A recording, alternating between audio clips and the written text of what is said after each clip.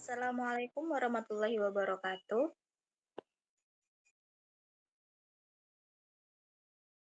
Baik, jadi di sini kami dari kelompok 3 akan mempresentasikan hasil kerja kelompok kami mengenai akhlak mulia manifestasi ihsan. Sebelumnya, perkenalkan, saya Rosalina Oktarahmania Tuzara.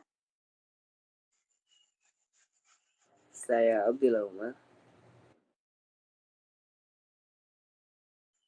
Saya Nawanggali Atacepa. Saya Restu Widayanti. Baik, langsung saja kita masuk ke materi pertama, yaitu mengenai kedudukan dan ruang lingkup akhlak.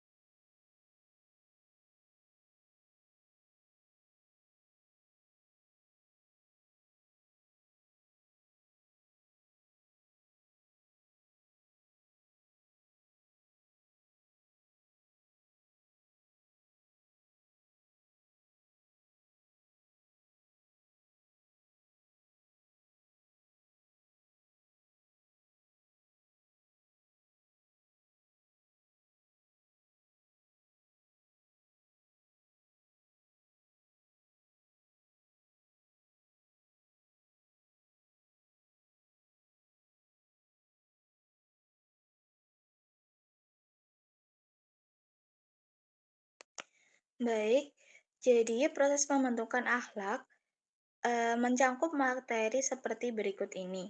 Akhlak dapat dibentuk berdasarkan asumsi bahwa akhlak adalah hasil dari usaha pembinaan, bukan terjadi dengan sendirinya. Potensi rohania yang ada dalam diri manusia seperti akal, nafsu amarah, nafsu syahwat dapat dibina dengan pendekatan yang tepat. Proses pembentukan akhlak dapat dilakukan antara lain melalui pembiasaan, keteladanan, dan refleksi diri. Nah, yang pertama dimulai dari pembiasaan. Pembiasaan untuk membentuk akhlak yang baik dapat dilakukan dengan cara melatih jiwa kepada tingkah laku yang baik dan mengendalikan jiwa untuk menghindari tingkah laku yang tidak baik.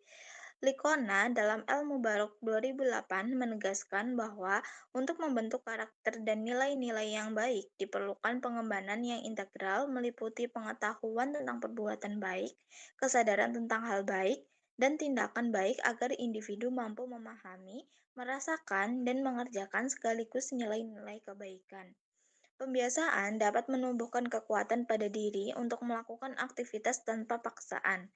Hal ini karena suatu perbuatan yang dilakukan secara terus-menerus selama-kelamaan tidak terasa sebagai paksaan. Next. Nah, selanjutnya terdapat keteladanan. Setiap individu mempunyai kecenderungan untuk belajar melalui peniruan terhadap orang-orang di sekitarnya. Akhlak yang baik tidak dapat dibentuk hanya melalui instruksi serta anjuran, tetapi diperlukan langkah pemberian contoh teladan yang baik dan nyata di lingkungan sekitar. Keteladanan ini dapat kita ambil dari perjalanan hidup para nabi, sahabat, serta sejarah hidup orang-orang yang memiliki keutamaan akhlak. Dan yang terakhir yaitu terdapat refleksi diri. Refleksi diri dapat dilakukan dengan cara senantiasa melakukan perenungan atas segala perbuatan atau perbuatan baik ataupun buruk yang telah diperbuat dalam setiap rentang waktu tertentu. Nah, perenungan ini hendaknya ditindaklanjuti dengan kesadaran dan tekad untuk memperbaiki diri, karena tanpa kesadaran dan tekad akan sulit terbentuk akhlak baik yang bersifat konstan. Nah, selanjutnya terdapat aktualisasi akhlak dalam kehidupan. Oke, aktualisasi akhlak dalam kehidupan. Akhlak merupakan cerminan dari kepribadian seseorang dalam berinteraksi dengan sesama lingkungan.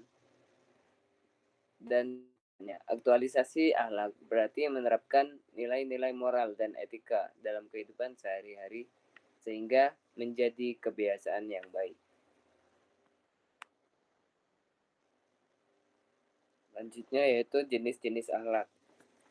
Pertama yaitu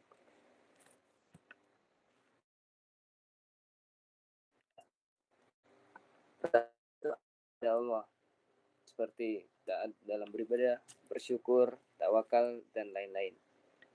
Yang kedua yaitu akhlak kepada sesama manusia, seperti jujur, amanah, adil, tolong-menolong, sopan santun, dan lain-lain. Yang ketiga yaitu akhlak kepada diri sendiri, seperti contohnya disiplin, sabar, rendah hati, dan lain-lain.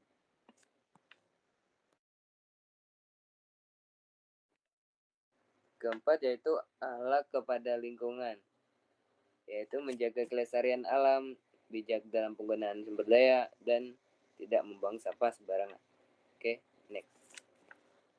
Cara mengaktualisasikan akhlak dalam kehidupan sehari-hari, yaitu pertama, menjadi teladan. Kedua, menghormati orang tua dan guru. Ketiga, bersikap dermawan. Keempat yaitu bersikap sabar dan tidak mudah marah. Kelima yaitu menggunakan media sosial dengan bijak, menepati janji atau amanah. Ketujuh, menghargai perbedaan. Kedelapan, menjaga kebersihan lingkungan. Next. Manfaat aktualisasi akhlak. Yang pertama yaitu pastinya mendapat kepercayaan dan penghormatan dari orang lain. Kedua yaitu menciptakan kehidupan yang harmonis dan damai. Ketiga, yaitu menjadi pribadi yang lebih baik dan berkembang secara spiritual. Keempat, mendapat keberkahan dalam hidup. Kelima, membangun lingkungan sosial yang sehat dan positif. Dengan menerapkan akhlak mulia dalam kehidupan sehari-hari, kita tidak hanya memperbaiki diri sendiri, tetapi juga menciptakan masyarakat yang lebih baik. Akhlak yang baik bukan hanya sekedar teori, tapi harus diwujudkan dalam tindakan nyata. Next. Yang pertama yaitu akhlak dalam menggunakan media sosial. Media sosial telah menjadi bagian dari kehidupan sehari-hari, namun penggunanya harus tetap mencerminkan akhlak yang baik agar tidak menimbulkan dampak negatif bagi diri sendiri maupun orang lain. Pertama yaitu jujur dan bertanggung jawab, menjaga kesopanan dan etika, menghindari ghibah dan fitnah, menebarkan kebaikan dan inspirasi, menjaga privasi dan keamanan, tidak berlebihan dan kecanduan. Oke, next. Nah, yang kedua, akhlak dalam berbusana. Yang pertama, menutup aurat. Seluruh tubuh wanita adalah aurat terkecuali wajah dan telapak tangan serta ujung jari-jari tangannya saja. Pakaian yang panjang dan kerudung yang menjuntai sampai menutupi dada adalah salah satu pakaian yang dianjurkan dalam Islam. Yang kedua, longgar sehingga tidak membentuk tubuh. Menggunakan pakaian yang longgar adalah salah satu upaya untuk menutup aurat juga. Karena menutup aurat tidak hanya soal menutupi bagian tubuhnya saja, akan tetapi juga menyamarkan lekuk tubuh sehingga tidak tercetak pada pakaian ketat yang dipakai. Untuk itu, Islam mengharuskan wanita memakai pakaian yang longgar. Selain itu, dalam dunia kesehatan juga menganjurkan pakaian yang longgar agar kulit tubuh memiliki ruang gerak yang leluasa serta ruang nafas bagi kulit. Yang ketiga, berbahan tebal agar tidak transparan. Menutup aurat bukan hanya soal menutupi bagian tubuhnya saja, tapi juga menyamarkan lekuk tubuh agar tidak tergambar pada pakaian yang transparan atau ketat. Walaupun pakaiannya longgar, namun jika bahannya tipis dan transparan, maka lekuk tubuh akan tetap terlihat secara samar. Yang keempat, tidak mengenakan pakaian syuhrah atau sensasional. Pakaian tersebut membuat pakaiannya menjadi pusat perhatian, baik karena jenis pakaian tersebut sangat mewah atau sangat berbeda dengan kebanyakan orang, atau pakaian tersebut sudah sangat lusuh dan compang-camping, atau pakaian tersebut yang dipakai agar menjadi terkenal. Rasulullah Shallallahu Alaihi Wasallam bersabda, barang siapa memakai pakaian syuhrah, maka Allah akan memakaikan pakaian yang serupa pada hari kiamat nanti. Kemudian dalam pakaian tersebut akan dinyalakan api neraka. Hadis riwayat Abu Dawud dan tidak menyerupai pakaian lawan jenis. Islam sangat tegas dalam hal ini bahwa perempuan tidak diperkenankan mengenakan pakaian atau berpenampilan seperti laki-laki. Begitupun sebaliknya, hal ini telah dijelaskan dalam hadis yang diriwayatkan oleh Abu Hurairah. Rasulullah Shallallahu Alaihi Wasallam akan melaknat pria yang memakai pakaian wanita dan wanita yang memakai pakaian pria. Kemudian Ibnu Abbas radhiyallahu anhu juga berkata, Rasulullah melaknat kaum pria yang menyerupai kaum wanita dan kaum wanita yang menyerupai kaum pria. Hadis riwayat Bukhari. Next. Lalu yang ketiga ada akhlak dalam berinteraksi sosial. Yang pertama kita harus jujur, yaitu kejujuran. Berbicara dan bertindak jujur, menghindari kebohongan dan penipuan, serta menepati janji dan komitmen. Yang kedua ada empati dan kasih sayang. Memahami dan merasakan apa yang dirasakan orang lain dan menunjukkan kepedulian membantu mereka yang membutuhkan. Yang ketiga ada keramahan dan kesopanan. Berbicara dan bertindak dengan sopan dan ramah, menghormati perbedaan pendapat dan latar belakang. Yang keempat ada keadilan, memperlakukan semua orang dengan adil dan setara. Kita harus menghindari diskriminasi dan prasangka. Yang terakhir ada tanggung jawab. Kita harus menyadari dampak dari tindakan yang kita lakukan kepada orang lain dan mempertanggungjawabkan perbuatan kita. Next. Nah, yang keempat, akhlak dalam dunia akademik. Ilmu pengetahuan menempati kedudukan yang penting dalam Islam. Hal ini terlihat dari banyaknya ayat Al-Quran yang memposisikan orang berilmu dalam posisi yang tinggi.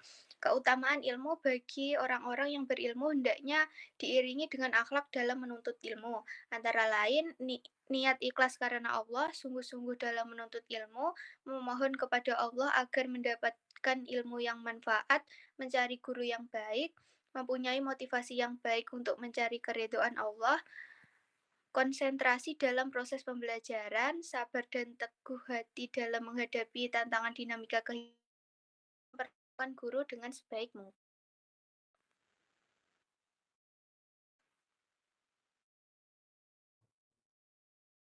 Ada akhlak dalam bekerja. Yang pertama integritas dan adil dalam semua aspek korupsi dan praktik curang.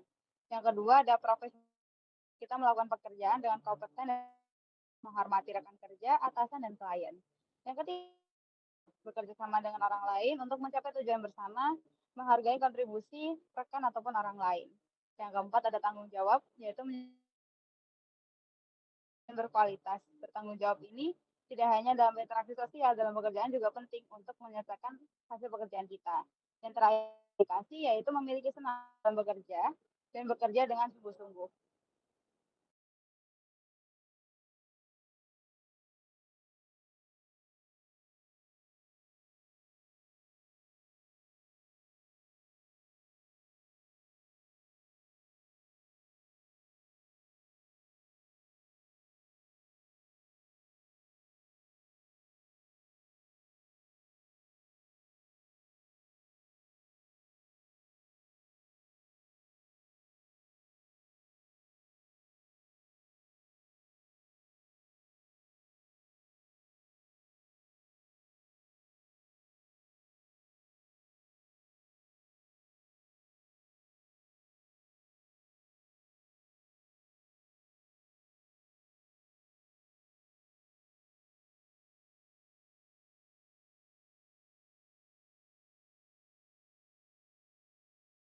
Baik, jadi sampai sini penjelasan presentasi dari kelompok 3. Semoga materi yang kami sampaikan dapat berguna bagi teman-teman semuanya.